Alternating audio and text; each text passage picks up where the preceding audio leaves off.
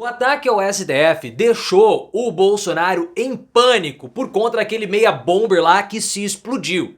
O Bolsonaro, ele sabe que ele se lascou e começou a falar que há uma necessidade de pacificar o país, mas veio o Alexandre de Moraes e eu vou mostrar o vídeo pra vocês e ele acabou com o Bolsonaro, responsabilizando, sem citar o ex-presidente, é claro, o Bolsonaro pelo ataque, porque o Bolsonaro é o responsável. Aquela vida que se perdeu no STF, daquela pessoa lá do meia bomber, o tio França, é culpa do Bolsonaro. Porque foi Bolsonaro que tensionou todas as relações institucionais a ponto de acontecer o que aconteceu.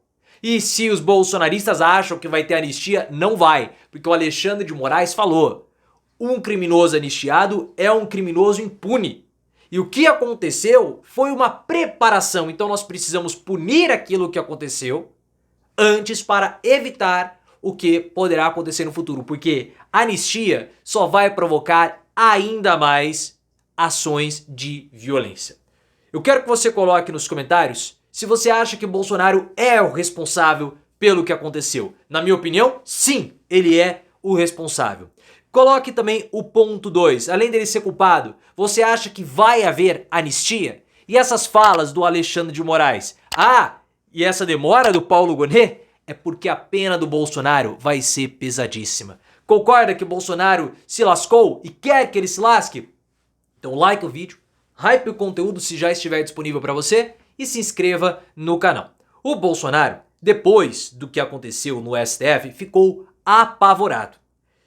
Algumas imagens que estão circulando mostram o momento em que o artefato explosivo é atirado no STF. E depois mostram também o momento que a pessoa deita no chão e acaba tirando a própria vida como se fosse um homem-bomba de fato em uma jihad política. Eu não vou mostrar essas imagens para vocês porque são imagens muito pesadas e isso pode prejudicar o vídeo. Mas a cena, ela é muito chocante. Porque foi um ataque, um auto-ataque à bomba. É uma coisa típica de terrorismo mesmo. E a gente sabe o caráter jihadista dos apoiadores de Bolsonaro. O Bolsonaro sabe que esse episódio extrapolou todos os limites. Porque agora se instaura uma sensação de terror no nosso país que em Brasília fica uma sensação de segurança. Qualquer pessoa com distúrbio pode entrar e se explodir. Por que não? Até que ponto essas pessoas estão dispostas a perderem as vidas por Bolsonaro? Ninguém sabe. Por isso que o Bolsonaro começou com o papo de que nós precisamos pacificar o país. Não, nós precisamos usar esse episódio como reflexão. Mas ele é o culpado, porque foi a oratória dele que levou aquela pessoa a fazer o que ela cometeu. O Alexandre de Moraes, em cima do que o Bolsonaro falou, já acabou com a história toda do Bolsonaro. Já acabou. Falou, não dá para anistiar ninguém porque essa anistia vai provocar mais atos como o que aconteceu. Atos premeditados. Eu vou mostrar o vídeo do Alexandre de Moraes. Veja só. E o 8 de janeiro, o que ocorreu, o que vem sendo investigado, o que vem sendo denunciado, o Ministério Público já ofereceu mais de 1.600 denúncias. A Polícia Federal está já em vias de conclusão dos inquéritos das autoridades, dos autores intelectuais. Mas isso não terminou. E ontem é uma demonstração de que só é possível e é necessária a pacificação do país, mas só é possível essa necessária pacificação do país com a responsabilização de todos os criminosos. Não existe possibilidade de pacificação com anistia a criminosos. Nós sabemos, e vocês que atuam no Ministério Público sabem, que o criminoso anistiado é um criminoso impune, que as pessoas acham que podem vir até Brasília, tentar entrar no Supremo Tribunal Federal para explodir o Supremo Tribunal Federal, porque foram instigadas por muitas pessoas, lamentavelmente várias com altos cargos na República. Viram a fala do Moraes? Uma fala dura, pesada. Não adianta o Bolsonaro achar que ele vai sair impune. Não vai. Não vai. Porque o Moraes falou, você viu no vídeo, autoridades da República incitaram tais tipos de ataques. Não tem como ter anistia. E esse tio França que se explodiu no STF, ele é bolsonarista. Foi provado. As falas, os vídeos, as mensagens, tudo de apoio a Bolsonaro. Fora todo o fracasso pelo divórcio. Ele já foi premeditado a tirar a própria vida, queria espetacularizar, talvez até para mostrar para a esposa, porque ele passava por um momento difícil na relação dele com a esposa, ele estava se divorciando. A gente sabe como que o público feminino, esse insucesso com as mulheres, afeta os bolsonaristas. Afeta. Sempre tem uma questão ali com a mulher. Pode ser alguns que não gostam de mulheres, mas precisam estar casados porque eles não sabem se assumir. Também tem casos como o Elon Musk, que não consegue levantar. O Bolsonaro também. O Eduardo, a ex-namorada, falou que ele tem o piu-piu pequeno. O Milei, que nunca conseguiu se relacionar propriamente com uma mulher. Ficava lá comendo pizza com o cachorro dele, sei lá, fazendo o que com o cachorro, porque da cabeça do Milei pode sair qualquer coisa. Então existe esse problema. E é reflexo do bolsonarismo que aconteceu. O Alexandre de Moraes, segundo a Mônica Bergamo, da Folha de São Paulo, sai super fortalecido. E sai mesmo, isso na visão dos aliados do próprio Xandão. Porque o discurso do Alexandre de Moraes, que houve uma tentativa forte de tomada de poder de modo ilegítimo ameaçando a democracia do país em 2022, ganha força, tendo Bolsonaro e seus aliados como sendo os grandes protagonistas. E o discurso do Bolsonaro levou aquele cara a fazer aquilo. Ele ia tirar a vida de qualquer forma. Ele poderia ter tirado a vida dele lá na cidade dele.